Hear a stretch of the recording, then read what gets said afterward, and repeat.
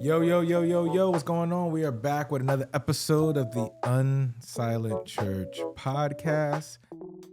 That's how you do the intro, James, by the way. I saw one of the videos you did when I wasn't here. Oh, my impersonation? But the real question is whether or not you can get the ending right this time around. Hey, man, we're going to get it right. We're going to get it This right. is true. We're going to get it right. I just I've wanted been to having make trouble recently. Did Yeah. you grade my impersonation? Was that pretty good? It was funny. I liked it. I Yeah. liked it. I was cracking up. I was like, next time, I was like, make sure I want to do it. A little training, a little discipleship, show you how to do this thing. You know what I mean? What did I get wrong? I thought I did it pretty good, I think. I'm not sure. Yeah. Well, Well, I look, might just put my own twist on it next time. I'm just going to do it. you can do your own twist. Put your little the salt and pepper on it. Listen, we got a really important episode that we're about to get started with everything that's going on in our culture and society. It's a lot of devastation, a lot of heaviness. And so, Pastor V, go ahead and start us off. What we talking about today?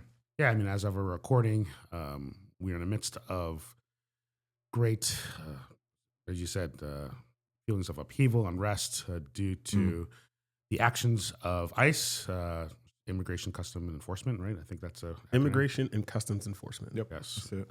And who have vastly expanded in various cities across our country. Their purpose is to find those who are here undocumented and deport them, but their efforts seem to have expanded quite broadly to stopping anyone, lots of people, questioning their status. We're seeing kids being pulled from schools, families being stopped, people on their way to work, detention centers being built to process people. We're seeing people who have been filing for asylum or who have refugee status being confronted and those things being questioned. And Like in the courts, going through the process, doing it quote unquote the right way. Yeah. And being dragged out of the proceedings to do things the right way. And then still being dragged out of the court. yeah, so all these sort of things they were promised sort of suddenly being removed and now being immediately put into processes of being detained and potentially deported. And at least at the time of our recording, the most sort of obvious and really sad examples of ICE enforcement have been happening in Minneapolis in terms of countless videos being shown of people being confronted and dealt with, and sadly resulting in some of these confrontations have resulted in the death of two American citizens, Renee Good and Petrie, I think is his last name. Alex Petrie. Alex, yeah. And so Petty. let me just sort of, if you guys give me a little time here to kind of set up a little bit why we got here and sort of where things are at. Yeah. I think it's important to realize, number one, I mean, this was sort of a campaign promise of Trump and his administration to deal with what was, I think, definitely a crisis in the sense of lots of immigrants in our country, not all of them with documents. And what do we do? How do we sort of handle this? And over the years, it should be mentioned, there were efforts towards what we would call comprehensive immigration reform to sort of handle those who are here already and then secure the border, which had a lot of bipartisan support. But Trump sort of came in saying that the answer is just to begin doing mass deportation of those who are illegal immigrants or undocumented immigrants. His promises tend to be, we're focused more on deporting people who had criminal records. Yeah, typically threats. Like Threats, thank you. committed crimes who weren't contributing, non-tax paying. And the arguments have always been like, if you look at the data, like they often pay more. They are some of the most, they make some of the highest contributions, not just in tax payment, but also, the jobs that they work. Yeah. And so, again, you've seen even in some of the conversation back and forth that when it comes to farmers, well, if you do all these mass deportations, a lot of these farmers that are employing these workers, are now out, and then that becomes a different conversation. So you saw a little bit of like, maybe we'll make a... Yeah. But yeah, so initially it was we're going to deport those with criminal records, those who are threats, right? Threats of records from other countries. That's essentially what Biden's ICE, when ICE under Biden was very much focused on that. In fact, they were not supposed to stop anyone or ask for like documents for people. They just sort of ran across the immigrant. That's changed under Trump, where Massive change. now the efforts has been anyone. It doesn't matter if they have a record or not. Doesn't matter if they've been here for 15 years, 20 years, whatever it is. If they identify those people, detain them, expedite every way possible to deport them. And officials like Stephen Miller and others in administration are sort of strongest pushers of that. Of hey, like telling ICE, we'll have your back, do whatever is necessary, push in every way direction to do that. Along with that has then been a bill was passed last year, which brought basically billions of dollars into vastly expanding ICE. And so ICE's budget right now is more than any other military in the world, save for United States and China. So get your mind around that. That's wild. Right? When people think like we don't support our military, well, like we just one part of our country's law enforcement, ICE, is more than military of Britain, France, right, of Russia, right, more than any other military state except for the United States and China. And you think about where half those funds could be going to. Yeah, and so they have huge budget, able to expand vastly.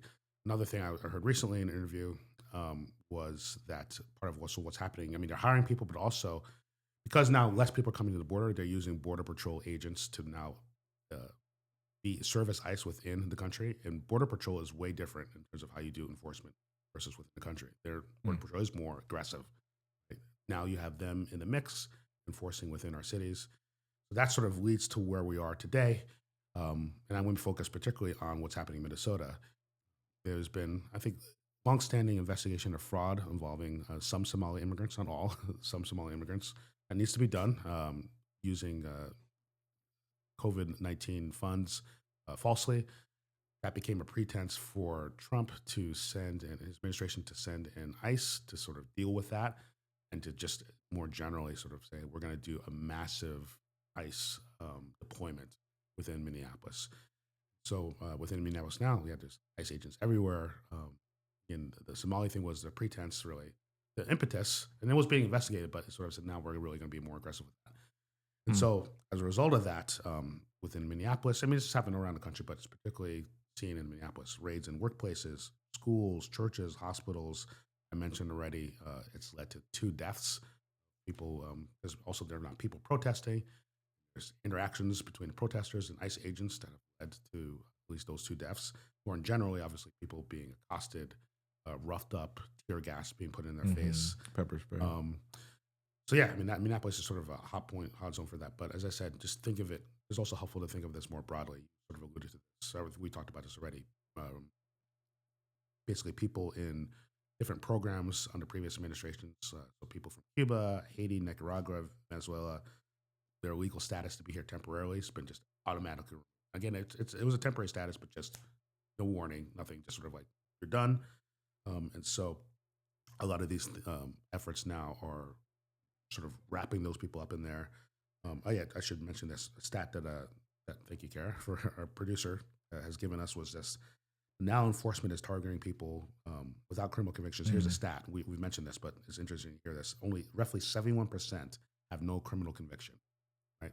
So it's a lot. So it's people. It's like, the housekeeper, maybe for some people. It's the husband who's married to an American citizen who's been here 20 years. It's the person that you sit next to at the coffee shop. It's those type of people who've been here, who are undocumented. And it's worth mentioning, sometimes people say, well, they should, go through the process. They've been here 15, 20 years. How come they don't try to be citizens? There's no way for them to become citizens. That we've provided no way for that to happen. Most people, like, if they could, they would, right? They'd say, okay, do I need to be fines, all that kind of stuff, right? There's a whole discussion on how to do comprehensive reform. But anyway, let me sort of stop there. That's sort of a broader sense of sort of where we're at, where things are going. Toss it over to you guys in terms of just, so where do we start? Begin to think through this, to approach this. Obviously, all of us here are Christians. That's going to frame a lot of how we want to think and talk about this. Yeah. I mean, I think well, first off, thanks for going through that, like that history of kind of some of the stuff that's been going on. I think it's super helpful. I think also for our listeners too.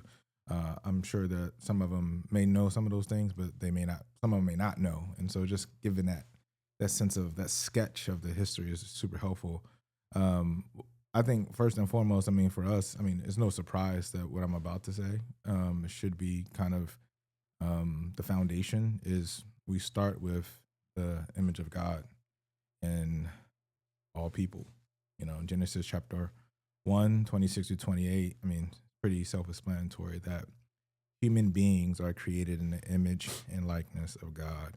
And that means that there's a sense in which that we should reflect God's character in the world, but also like there's a certain type of treatment that is very critical and very important.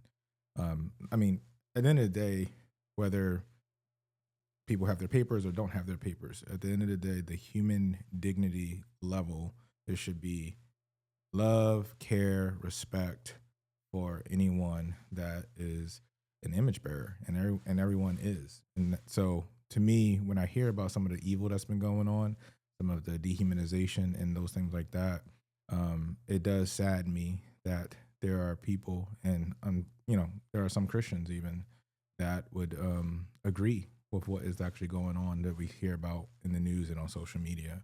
I think some of them are missing the fact that we're all created in the image and likeness of God. The Bible has some interesting language too, just about the immigrant, the sojourner, the stranger.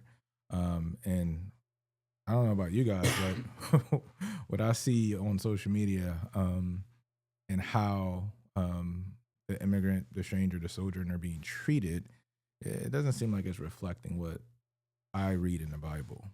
It's actually something that's completely different. And for Christians to be championing what's going on, I just think that there's a completely wrong way that they are looking at the scriptures. Another thing too, though, that image of God thing, that also applies to ICE. And that's probably more challenging thing, I would probably say, for me, when I see, like, I just said that image bearers of all people, that includes ICE. And these are some of the people. Dehumanize them, or yeah, and these are some of the people that are doing this dehumanizing, evil. They too are also created an image and likeness of God. So I just want to say, like, that's a challenge in a lot of ways for me.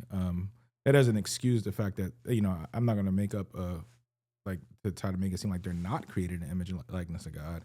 But I just want to say that if we're going to start there, we have to include all types of people, because that's what's true. It's going to be really difficult and challenging. I think there'll be another round of deconstruction after all of this.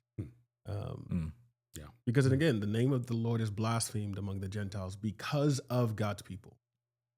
And so it's not going to be surprising when people come up, they look at all of this and go like, man, they were using the Bible to promote this kind of behavior. Yeah. They were using scripture in social media when they were parading, how they were going into these neighborhoods and breaking up these families. It's like, man, well, there was another period in America's history where they were going into neighborhoods and breaking up families and, treating people like they were animals and putting them in detention centers, and people are dying in there under that. There's no care in that, in that. And Christians are supporting, the idea of security, but I can understand those things based on the narratives of like, well, people who have come from other countries into this country have done harm. And I go, okay, that's fine.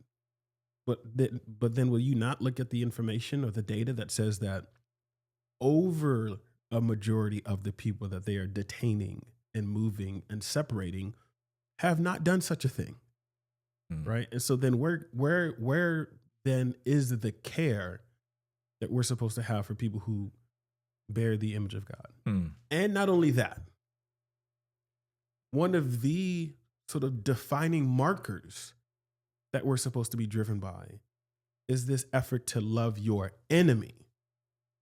So for us, in a sense, when we're saying, man, people doing these heinous things bear God's image. They are still made in the image of God. And in that sense, it's like, what more are you doing than they, even they, who are doing these things? There's no sense. I mean, every ICE agent out there isn't professing the name of Jesus as Messiah. That's fair.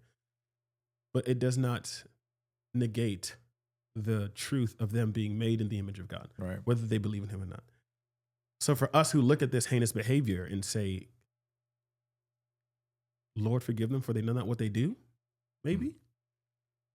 But for Christians who look at this behavior and somehow either twist it to say, oh, they're doing the Lord's work, who twist it and try to attach passages from Isaiah and other scriptures to say that, oh, these people are actually peacemakers. For people who are distorting it in that way. Peacemakers. What peace? So there's a post that the White House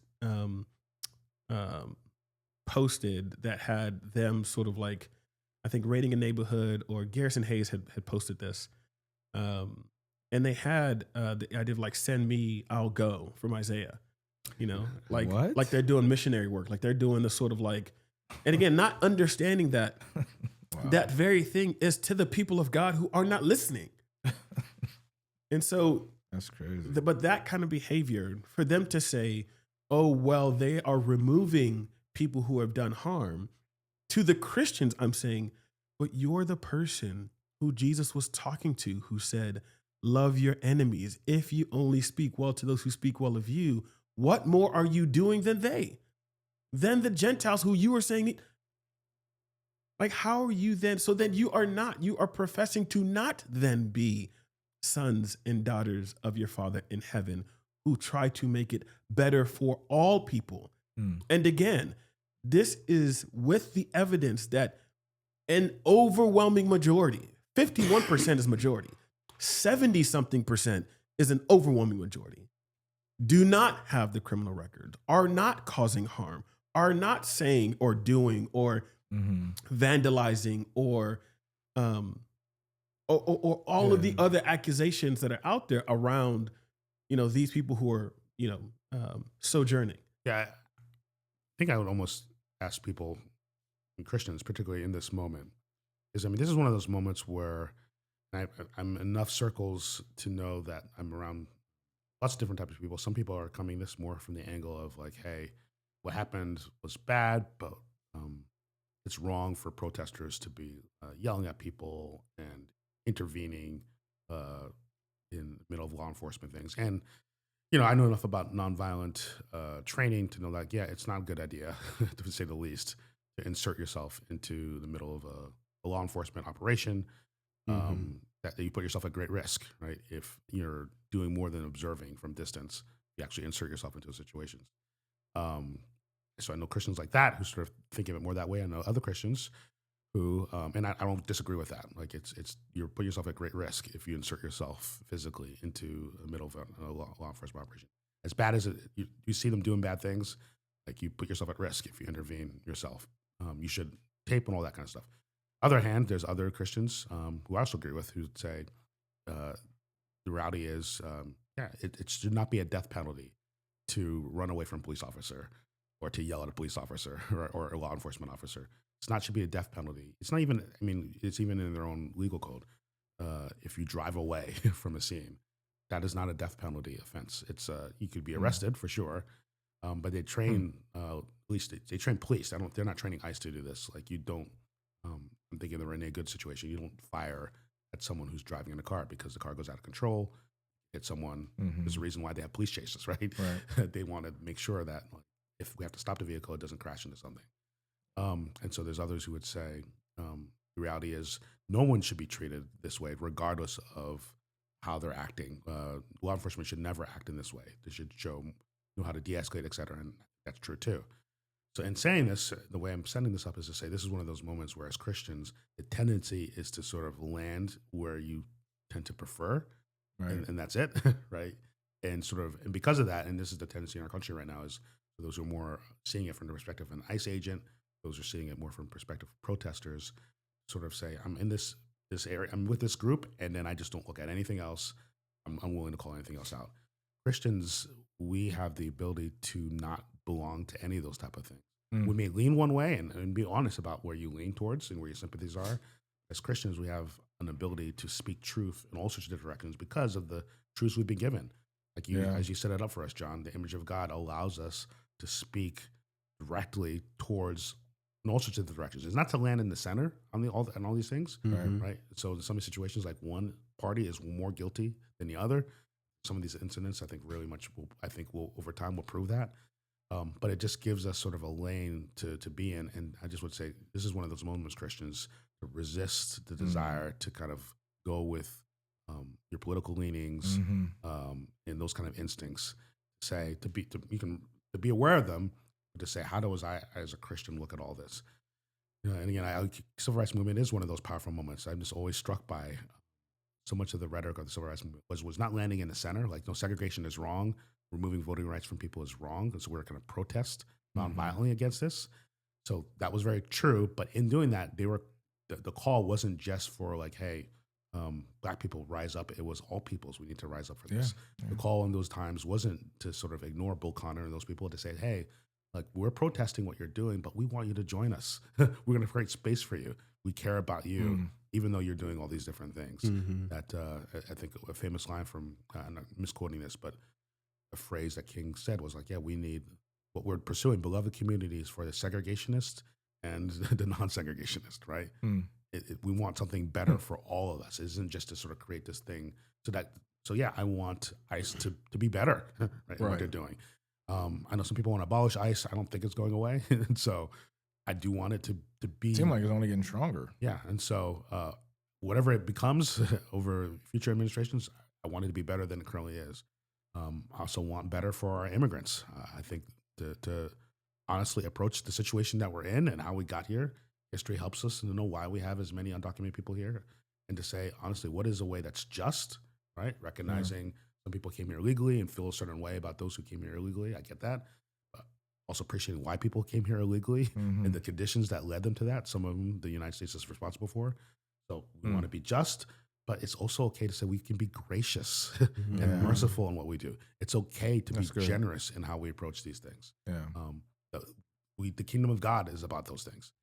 So that's some of the ways in which I'm hoping, at least I'm trying to push us towards.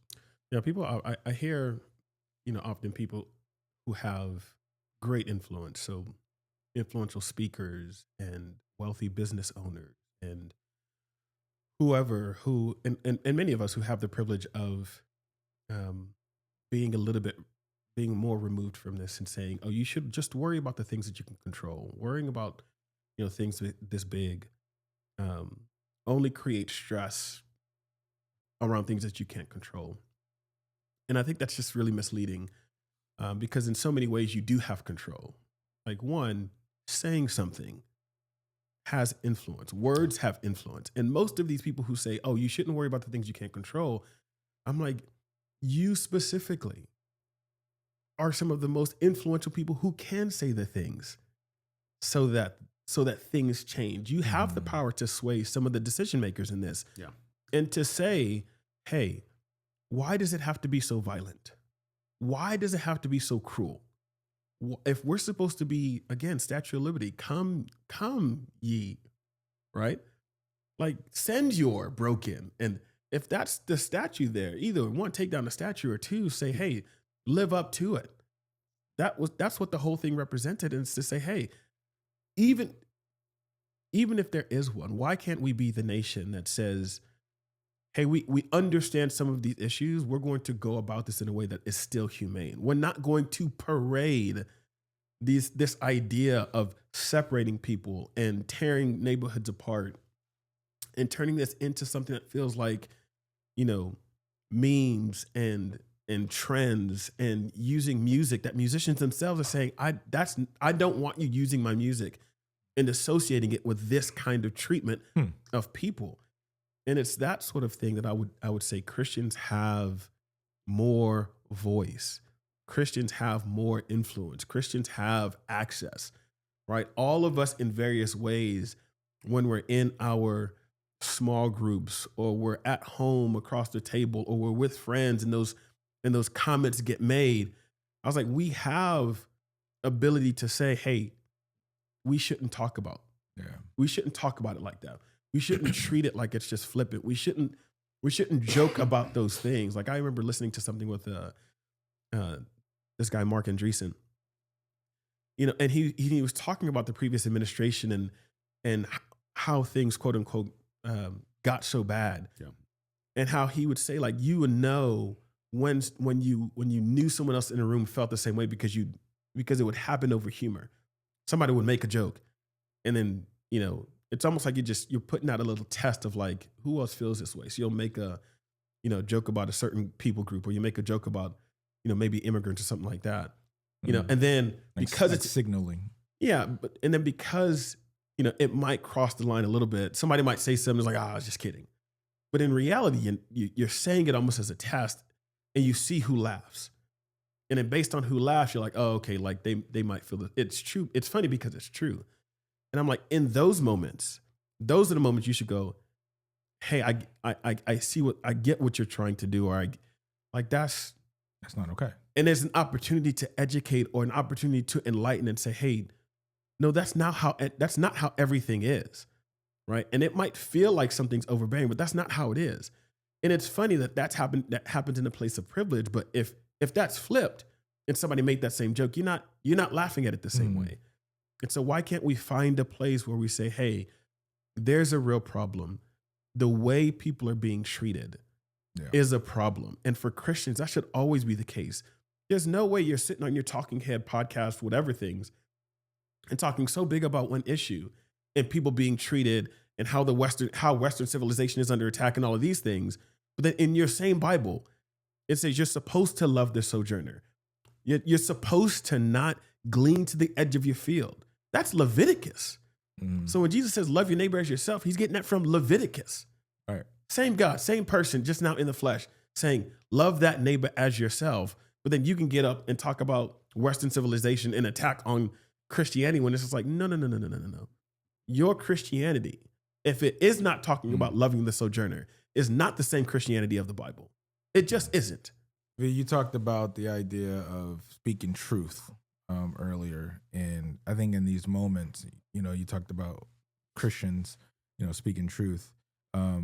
I wholeheartedly agree. There's a sense in which speaking truth, but then there's also a sense in which speaking truth to power, especially in these times and moments and whatnot. What do you think, in the midst of us kind of doing that as Christians should be doing that, I would argue they have a responsibility to be able to be doing that. When we are speaking truth to power, what are some things that can, what's a good, what should that kind of look like, I guess, in some ways? Yeah, I mean, I think let's use that as a broad way of saying this is not just words, but things that can be done right now. Do right? actions, right? Exactly. And so speaking truth to power in terms of how we're involved in these different situations. So you've done some of this yourself in terms of, John, it was I think what it's called, a clergy accompaniment. Yeah, and so faithful presence. So this involves so one of the ways we speak truth to power is to be, and I think there's process you go through to be this, but for clergy, and I think others can be involved with this as well. Be in the courtroom when immigrants are going through legal proceedings about whether they can stay in the country or not. Your presence there does matter. I think the judges notice if people are there. It can lend them to be, and again, this is what I alluded to this before. We know what the sort of law says, but judges do have the ability to be gracious or to give more time, to give more sort of context behind why someone is there and maybe other options, other opportunities that might be available to them besides just immediately deporting them. So obviously being in the courtroom, being present in those kind of situations, I think is helpful. I mentioned there are legal efforts going through the system of, getting bills and all those kinds of things passed to do what's called comprehensive immigration reform, bipartisan efforts that sadly have been stopped at different points for political reasons. If you poll Americans, most Americans want some type of immigration reform, and they land in different places in this, but most people aren't saying deport everyone immediately. But also most people are saying we do need to have procedures by which people come into this country. And so a lot of these bills related to just maybe providing more visas. A lot of people, I don't know if people are aware of this, a lot of people love their countries. They're not coming here because they want to stay here. They're coming here because they want to work. And we actually have work, right? This is one of the sort of false narratives out there that there's all these jobs that the immigrants are taking. No, we don't want those jobs. Right. There's, jobs picking fruit and those other things are hard. I think I read recently, I was picking avocado. I might be wrong about this. It was one of those type of things. It's really hard work. And, most people don't want to do it, but a lot of immigrants are willing to do that. Right. And And so being involved in some of the efforts is another thing that you can do. And this one is a little more, it requires training and thoughtfulness on this. So I don't want to sort of suggest this sort of like just without like you actually even talking to me or someone else about these kind of things. You do have a constitutional right to observe law enforcement and to film it, right? And that's really actually helpful in terms of establishing narrative. And I want to push this. I want to help people understand this. It's actually helpful for the law enforcement. If they did everything right, they have a record of it, right? So no law enforcement should be afraid of being filmed in the middle of an operation, because it can prove that, like, hey, they followed the procedures. Here's what happened. But if they did something wrong and they're trying to cover it up, that's why we have that. Having multiple videos, multiple angles really helps with that. That's one thing that can be done right now in terms of just particularly keeping law enforcement accountable for these type of things. Obviously, clearly, there's other things. People can write things, post things, etc.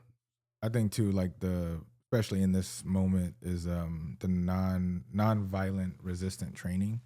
I mean, one of the things that is, we can look back at the civil rights movement with Dr. King and others. They had training that they actually went through, nonviolent resistance training. Like, it wasn't arbitrary. It wasn't just they were prepared and equipped to be able to do that.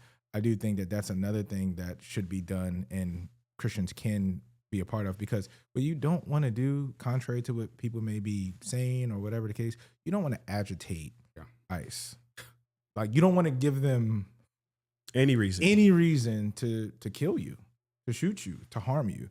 And so I do think this idea of nonviolent resistant training is going to be critically important for all of us. Now, for some people, that might not be you, because you got a bad temper or whatever the case may be.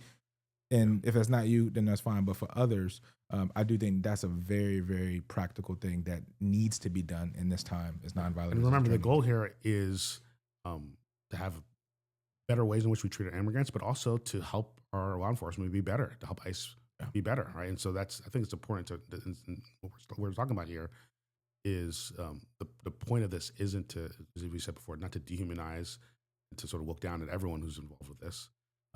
For those who are who are related to law enforcement and ICE and see things from their perspective, you should want them to be at their very best. You should want them to be above reproach. You should want when they show up to be like, oh, I'm happy they're here because they're taking care of a situation that we want them to take care of, and we're happy for them to do so. Like, here's something happening here illegally, and they're going to handle it in the best way possible. But that's not happening right now, right? Yeah. There's a lot of other things happening associated with them, and that's what I think is interesting. If you talk to former ICE agents, previous administrations, they are, who are supporters of ICE and other things, similar things. They're shocked by what's happening. They're like, we weren't trained this way. That's not how we've ever approached. But they're not really being trained right now. That's here's something too. Like, we keep saying ICE, it's Immigration and Customs Enforcement, right? So when you think about like previous agents from former administrations, these are people who are for immigration and customs enforcement. These are people who care about, like, hey, we want to have due process. We want to have the right process when people come to the country.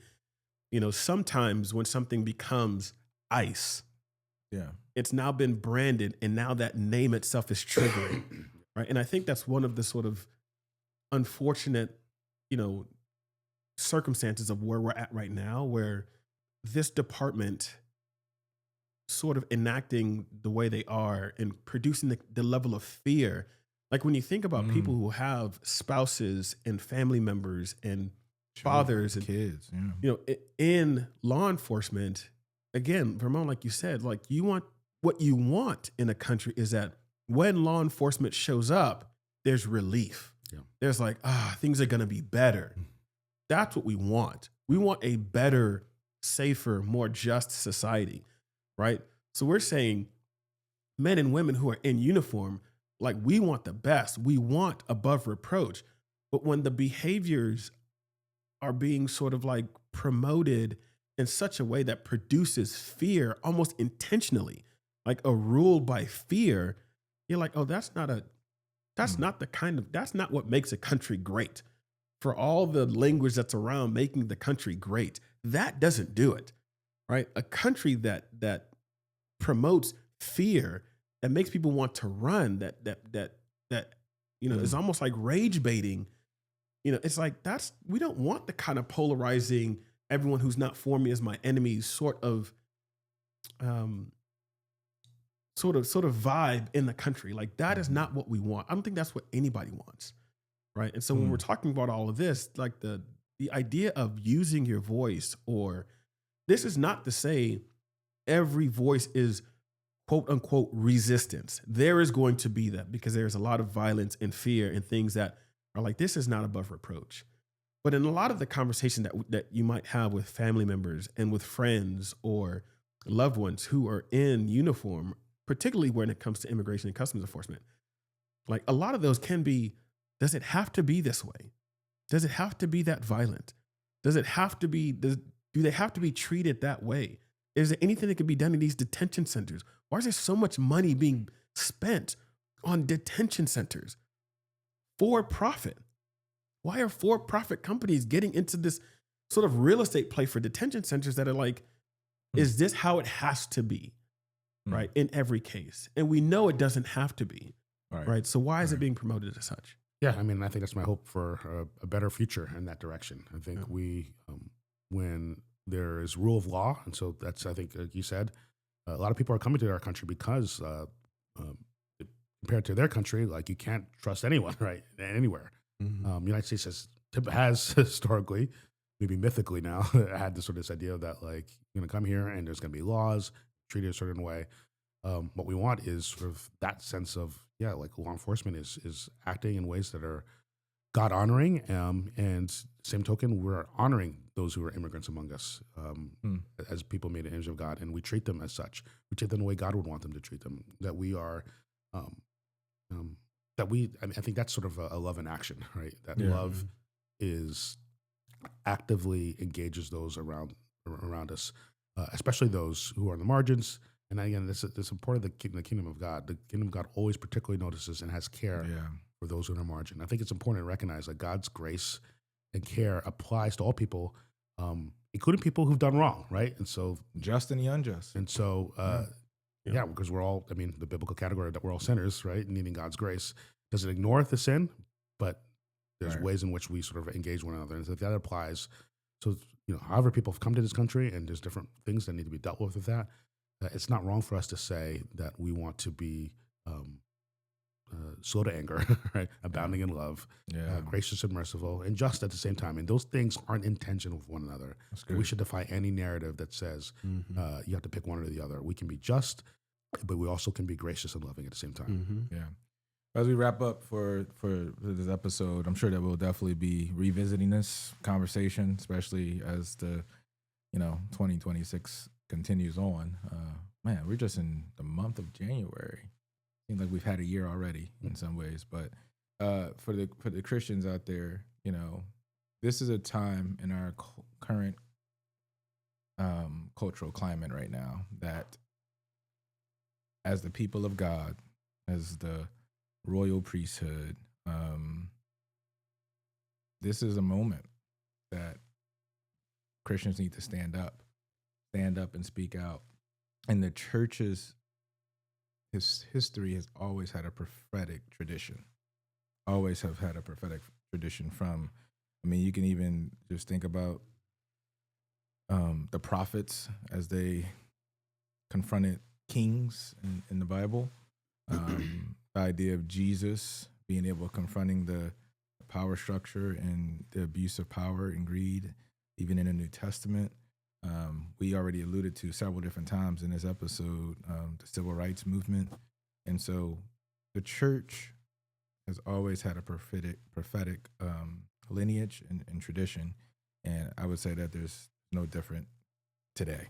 And so let us have that prophetic tradition and be able to speak truth to power, be able to love our neighbor as ourselves, to be able to love our enemies, as challenging and difficult as that is, and God will be with us. With that said, love God, love people. We are out. Peace.